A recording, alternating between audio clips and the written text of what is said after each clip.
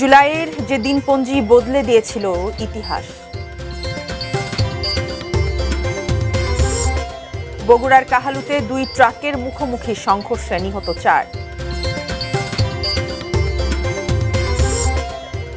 এবং মেহেরপুরে তীব্র খরা ও অনাবৃষ্টির প্রভাবে পাটের ফলনে বড় ধাক্কা।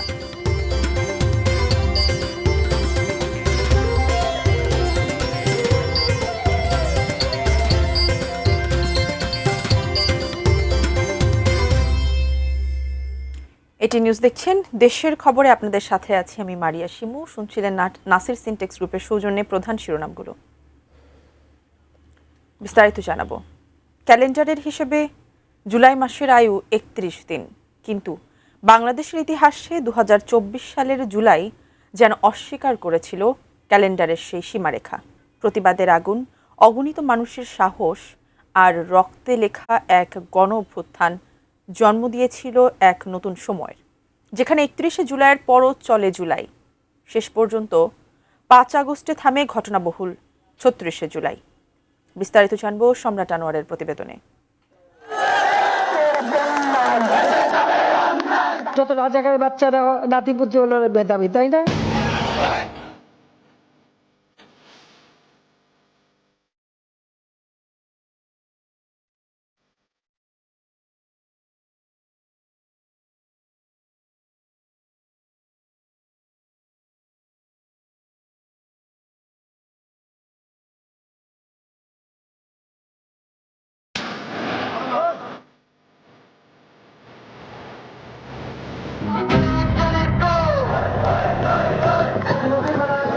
জুলাই 2024 একটি আন্দোলনের শুরু।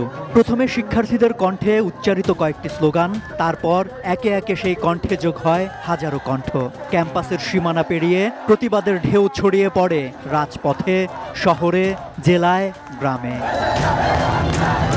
কোটা সংস্কারের দাবি ধীরে ধীরে রূপ নিতে থাকে একটি জাতির আত্মমর্যাদা, ন্যায় বিচার এবং অধিকার প্রতিষ্ঠার আকাঙ্ক্ষায়।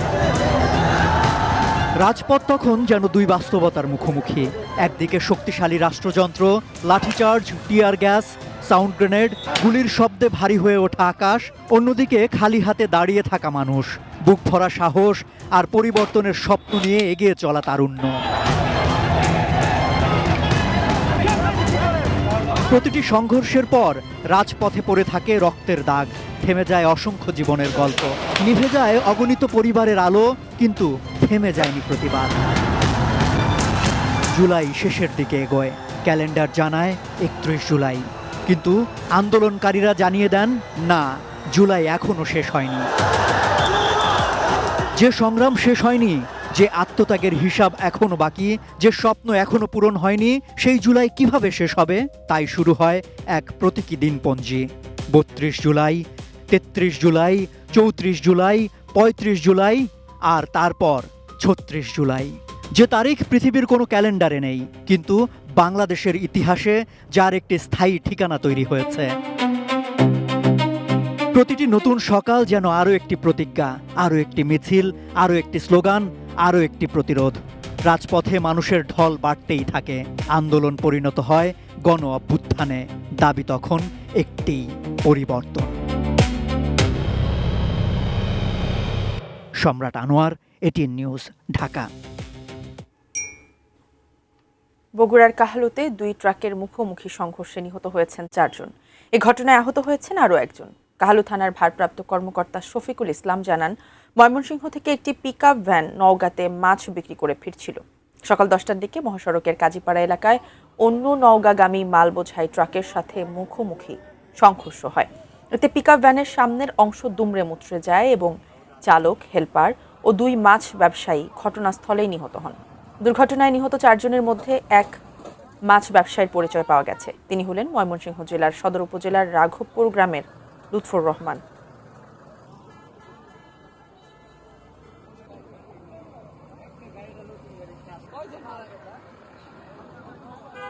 পিকআপের মধ্যে থাকায় প্রায় 4 জন মতো মারা যায়, স্পট ডেথ হয়। তার মধ্যে 2 জন স্পটেই মারা যায় এবং 2 জনকে আমরা ট্রাকের মধ্যে আটকা অবস্থায় এবং পিকআপের মধ্যে আটকা অবস্থায় 2 জনকে উদ্ধার করি এবং ওনারাও মৃত অবস্থাতেই ছিল। মেহেরপুরের তীব্র খরা ও অনাবৃষ্টির প্রভাবে এবার পাটের ফলনে বড় ধাক্কা লেগেছে। উৎপাদন কমার পাশাপাশি বাজারেও মিলছে না কাঙ্ক্ষিত দাম। সার, কীটনাশক ও শ্রমিকের ব্যয় বেড়ে যাওয়ায় উৎপাদন খরচই তুলতে পারছেন না কৃষকরা। ন্যায্য মূল্য না পেলে ভবিষ্যতে পাট চাষ থেকে মুখ ফিরিয়ে নেওয়ার শঙ্কাও তাদের। মেহেরপুর প্রতিনিধি জুলফিকার আলী কানুনের তথ্য ও ছবিতে ডেস্ক রিপোর্ট। একসময় সবুজে ঘেরা পাটক্ষেত ছিল মেহেরপুরের গ্রাম বাংলার চিরচেনা দৃশ্য, কিন্তু এবার পাল্টে গেছে সেই চিরচেনা রূপটি। দীর্ঘদিন বৃষ্টির দেখা না মেলায় অনেক ক্ষেতেই পাটের স্বাভাবিক বৃদ্ধি ব্যাহত হয়েছে। কোথাও গাছ খাটো, কোথাও আবার আগেই শুকিয়ে যাচ্ছে। ফলে আশানুরূপ ফলন পাচ্ছেন না কৃষকেরা। ফলন কম হলেও বাজারে মিলছে না প্রত্যাশিত দাম। কৃষকদের অভিযোগ, বীজ, সার, কীটনাশক, সেচ ও শ্রমিকের খরচ কয়েক গুণ বেড়েছে। অথচ প্রতি মণ পাট বিক্রি হচ্ছে মাত্র 2,800 থেকে 3,000 টাকায়। এতে উৎপাদন খরচই উঠছে না বলে দাবি তাদের।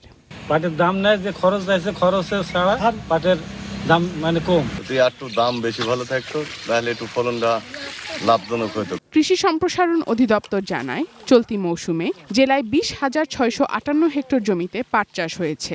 স্বাভাবিক সময়ে প্রতি বিঘায় 15 থেকে 17 মণ ফলনের আশা থাকলেও এবার মাত্র 7 থেকে 8 মণ মিলছে। কৃষকদের পরামর্শ দেওয়া হচ্ছে পাট পচিয়ে ভালোভাবে শুকিয়ে সংরক্ষণ করতে, যাতে বাজার দর বাড়লে ভালো দামে বিক্রি করা যায়। কৃষকরা পাটের আবাদ এবার বৃদ্ধি করেছে। এবছর লক্ষ্যমাত্রার চেয়ে প্রায় 3,000 হেক্টর জমিতে বেশি পাটের আবাদ হয়েছে। আমাদের দেশের যে বিভিন্ন রকম পাটের কৃষি বিজ্ঞানীরা জাতগুলো আবিষ্কার করেছে, সেগুলো আমরা সম্প্রসারণ করার চেষ্টা করছি, যাতে আমাদের দেশের বাইরে যে সমস্ত জাত আমাদের বীজ আছে সেগুলোর পরিবর্তে আমাদের দেশের বিজ্ঞানীদের আবিষ্কৃত জাত আমরা কৃষকদের মধ্যে সম্প্রসারণ করতে পারি। এই পরিস্থিতি চলতে থাকলে আগামী মৌসুমে জেলার অনেক কৃষকই লাভজনক এই অর্থকরী ফসলের আবাদ থেকে সরে দাঁড়াবেন, আশঙ্কা সংশ্লিষ্টদের।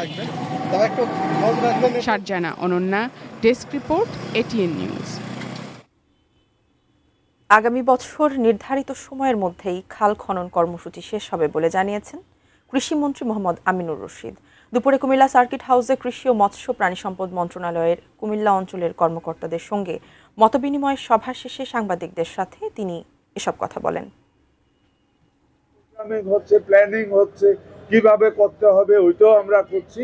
এতটুকু বলতে পারি, আমাদের ডিপার্টমেন্ট, এগ্রিকালচার ডিপার্টমেন্ট বিশেষ করে ভিএডিসির আন্ডারে যে খাল খনন কর্মসূচি যেই পরিমাণ টার্গেট আমাদের আছে, এটাও আগামী বছরের একেবারে ইন টাইম 16 আনার কাজ শেষ হবে ইনশাআল্লাহ। জানাবো অন্য খবর।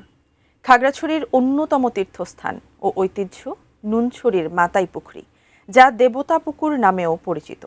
বন উজাড় ও পরিবেশগত পরিবর্তনের কারণে কমে যাচ্ছে পবিত্র জলাশয়টির পানির স্তর। পুকুর ও আশেপাশের জীববৈচিত্র্য রক্ষা এবং তীর্থস্থানটি পর্যটক বান্ধব করে গড়ে তোলার আহ্বান জেলাবাসীর। খাগড়াছড়ি প্রতিনিধি আবু দাউদের তথ্য ও ছবি নিয়ে ডেস্ক রিপোর্ট।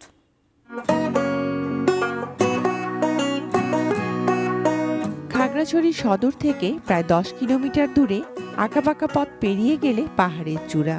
সেই চূড়ায় পৌঁছলে চোখের সামনে এসে পড়ে প্রকৃতির এক বিস্ময় মাতাই পুকুরি। পাহাড়িদের কাছে দেবতা পুকুর নামে পূজিত হয়।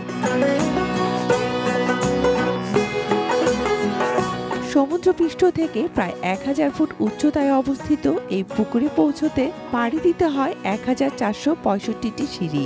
কবে কিভাবে এই পুকুরের সৃষ্টি হয়েছিল তা সুনির্দিষ্ট ইতিহাস না থাকলেও দীর্ঘদিন ধরে এটি বিভিন্ন সম্প্রদায়ের মানুষের কাছে একটি পবিত্র স্থান হিসেবে পরিচিত। প্রতি বছর চৈত্র সংক্রান্তিতে 3 দিন ব্যাপী তীর্থমেলা হয় এর পারে। সমাগম ঘটে হাজারো মানুষের। ত্রিপুরা, চাকমা, মারমা সহ বিভিন্ন সম্প্রদায়ের মানুষ এখানে প্রার্থনা ও পুণ্য স্নানে অংশ নেন। আমরা এটা রক্ষণাবেক্ষণের জন্য আমরা 2006 সাল থেকে আমরা এখানে একটা কমিটি গঠিত হয়েছে। পরিবেশ সংরক্ষণের বিষয়টা আছে, গাছ লাগানোর ব্যাপারটা আছে, এটা যেন আমরা উদ্যোগ নিতে পারি, আমরা যারা সচেতন বা আমরা যারা পরিবেশ নিয়ে কাজ করি। এটা পরিষ্কার পরিচ্ছন্ন রাখার জন্য আমাদের আসলে এলাকাবাসীকে সচেতন করে সবার একটা যে সহযোগিতা সব দরকার। আশঙ্কার কথা, সময়ের সঙ্গে বদলে যাচ্ছে পাহাড়ের প্রকৃতি। এক সময় পাহাড় জুড়ে ছিল ঘন বন, অসংখ্য প্রাকৃতিক ঝর্ণা ও জলাধার। বন উজাড়, পাহাড়ের মাটি ক্ষয় এবং ঝর্ণার উৎস শুকিয়ে যাওয়ায় প্রভাব পড়তে শুরু করেছে প্রকৃতিতে। কমতে শুরু করেছে দেবতা পুকুরের পানির স্তরও। জীববৈচিত্র্য এবং যে পরিবেশ, এই দুটো সংরক্ষণের জন্য আমরা এখানে কাজ করব। বিশেষত হচ্ছে এখানকার যে পাহাড়গুলো নেড়া হয়ে গেছে, এখানে আমরা গাছ লাগাবো এবং পাশাপাশি গাছের পাশাপাশি আমরা পানির স্তর যাতে বৃদ্ধি পায় সেই জন্য আমরা এখানে কাজ করব। আমরা একটা পাড়া নির্বাচন করেছি, পাড়ার মধ্যে আমরা 30টি পরিবার নিয়ে একটি পাড়া গঠিত হয়। পরিবেশের যে ইম্প্যাক্ট, মেন ফলাফল হচ্ছে পূর্বের যে অবস্থা সেই অবস্থা আমাদেরকে ফিরিয়ে নিয়ে যাওয়া, এবং সেই সাথে আমাদের ট্যুরিস্ট ডেস্টিনেশন হিসেবেও যাতে ট্যুরিস্টরা সেখানে যে আমার পরিবেশের কোনো ক্ষতি সাধন না করে সে বিষয়ে আমরা সচেতনতামূলক ক্যাম্পেইন করতেছি। অবশেষে ইউএনডিপির বায়োডাইভার্সিটি প্রকল্পের সহায়তায় দেবতা পুকুর ও আশপাশের পরিবেশ রক্ষায় বিভিন্ন কার্যক্রম হাতে নেওয়া হয়েছে বলে জানা গেছে। Shakil Aziz, desk report, ATN news. দেশের খবর থেকে নিচ্ছে একটি বিরতি। বিরতির পর আরও যা থাকছে। টেকনাফে রোহিঙ্গাবাহী নৌকা ডুবির ঘটনায় সবাই উদ্ধার, জানিয়েছে কোস্টগার্ড।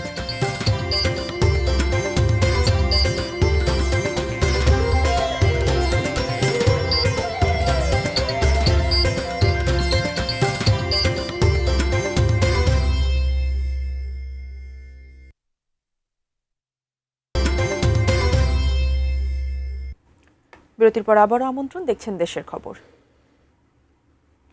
টাঙ্গাইলের কালিহাতীতে শিক্ষার্থীদের ঝরে পড়া রোধ এবং শতভাগ উপস্থিতি নিশ্চিত করতে মিড ডে মিলের উদ্বোধন করা হয়েছে। সকালে ইছাপুর শেরে বাংলা উচ্চ বিদ্যালয়ে মিড ডে মিলের উদ্বোধন করেন মৎস্য প্রাণী সম্পদ প্রতিমন্ত্রী সুলতান সালাউদ্দিন টুকু ও টাঙ্গাইল ৪ আসনের সংসদ সদস্য লুৎফুর রহমান মতিন। অনুষ্ঠানে জানানো হয়, প্রতিদিন মাত্র ২০ টাকার বিনিময়ে পুষ্টিকর খাবার পাবে শিক্ষার্থীরা। পরে অভিভাবকদের সাথে সমাবেশ অনুষ্ঠিত হয়।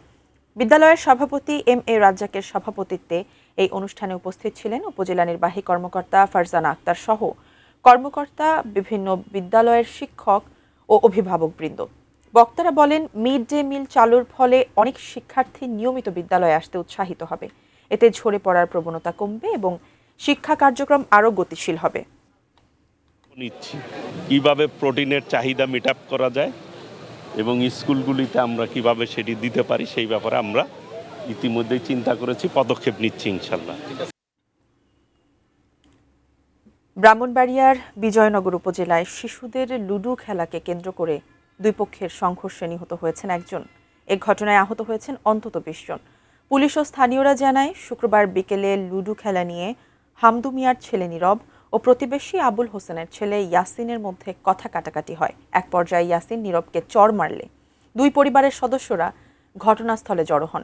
এ সময় হাতাহাতির মধ্যে হামদু মিয়ার লাঠির আঘাতে ইয়াসিনের মাথায় আঘাত লাগে।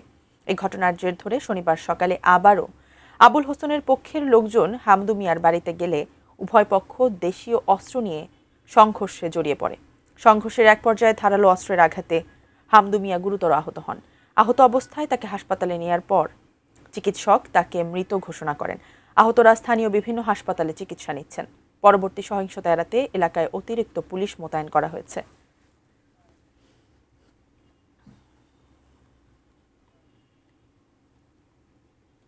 প্রধানমন্ত্রী তারেক রহমানকে নিয়ে কটূক্তি করার প্রতিবাদে বগুড়ায় এনসিপি নেতা নাসির উদ্দিন পাটোয়ারি এবং গাজী সালাউদ্দিন তানভীরের বিরুদ্ধে বিক্ষোভ মিছিল, সমাবেশ ও কুশপুত্তলিকা দাহ করেছে জেলা ছাত্রদল। দুপুরে জেলা ছাত্রদলের উদ্যোগে শহরের আলতাফুন্নেসা খেলার মাঠ থেকে বিক্ষোভ মিছিলটি বের হয়। পরে মিছিলটি শহরের বিভিন্ন সড়ক প্রদক্ষিণ করে। মিছিল শেষে শহরের সাতমাথায় এক সংক্ষিপ্ত সমাবেশে বক্তারা এনসিপির দুই নেতা নাসির উদ্দিন পাটোয়ারি এবং গাজী সালাউদ্দিন তানভীরের শাস্তি দাবি করেন। এ সময় বগুড়ায় গাজী সালাউদ্দিনকে অবাঞ্ছিত ঘোষণা করে তার কুশপুত্তলিকা দাহ করে বিক্ষোভকারীরা।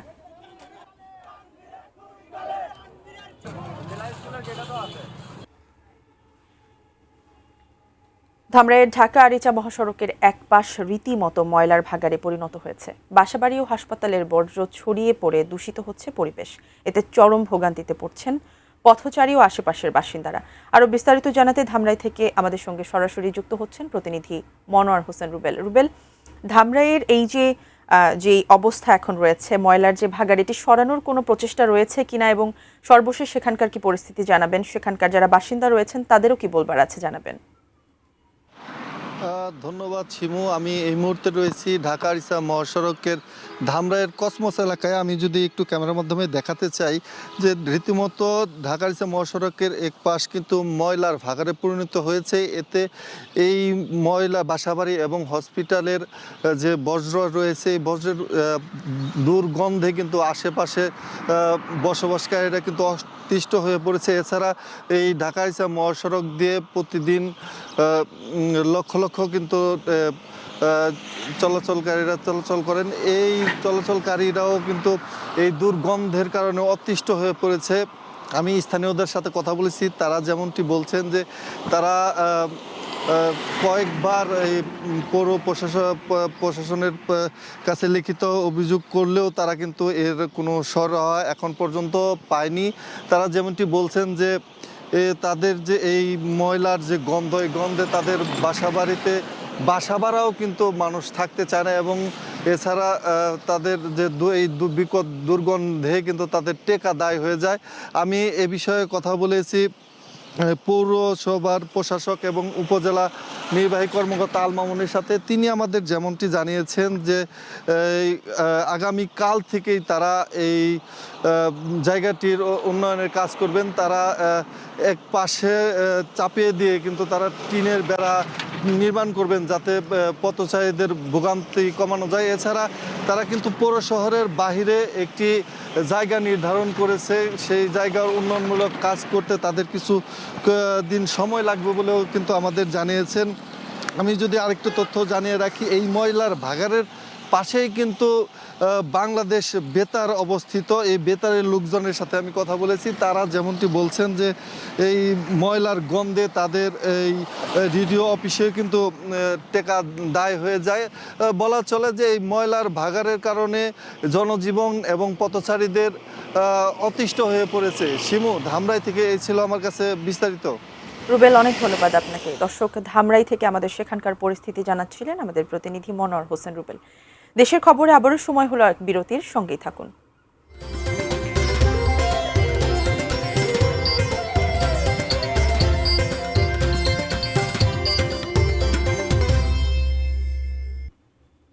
বিরতির পর আবার আমন্ত্রণ সংবাদে। ময়মনসিংহ মেডিকেল কলেজ হাসপাতালে ডেঙ্গু রোগের চাপ কিছুটা কমেছে। চলতি বছরে পর্যন্ত হাসপাতালে মারা গেছেন 6 জন। ময়মনসিংহ মেডিকেল কলেজ হাসপাতাল থেকে এ বিষয়ে আরও বিস্তারিত জানিয়েছেন প্রতিনিধি আসাদুজ্জামান সুমন।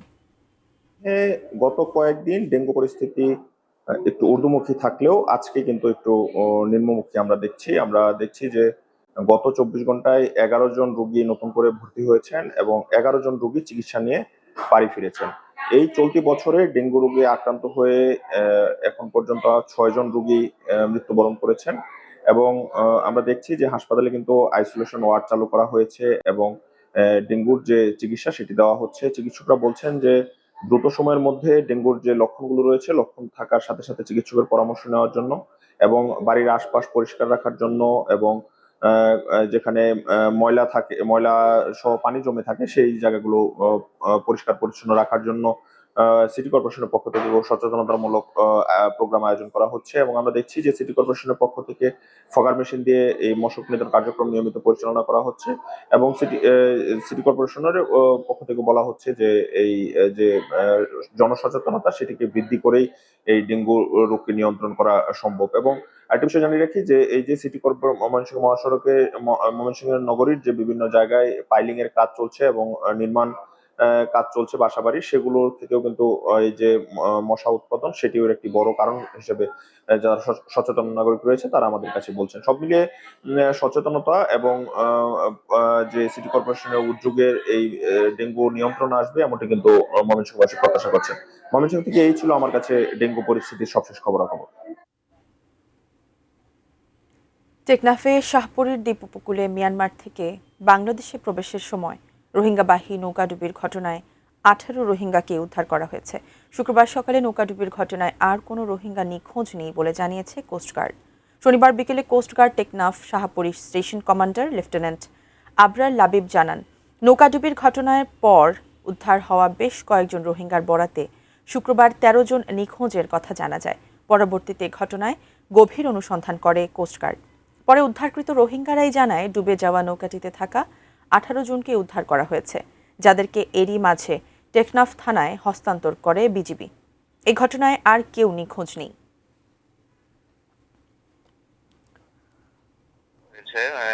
18 জন ছিল, 18 জনকে উদ্ধার করা হয়েছে। তারপরে তাদেরকে যে জিজ্ঞেস করা হয়েছে তারা বলছে যে তাদের সাথে আর কেউ ছিল না। সংবাদ শেষ করব, তবে তার আগে নাসির সিনটেক্স গ্রুপের সুজনের শিরোনামগুলো আরও একবার। জুলাইয়ের যে দিনপঞ্জি বদলে দিয়েছিল ইতিহাস। বগুড়ার কাহালুতে 2 ট্রাকের মুখোমুখি সংঘর্ষে নিহত 4। মেহেরপুরে তীব্র খরা ও অনাবৃষ্টির প্রভাবে পাটের ফলনে বড় ধাক্কা। এবং টেকনাফে রোহিঙ্গাবাহী নৌকাডুবির ঘটনায় সবাই উদ্ধার, জানিয়েছে কোস্টগার্ড।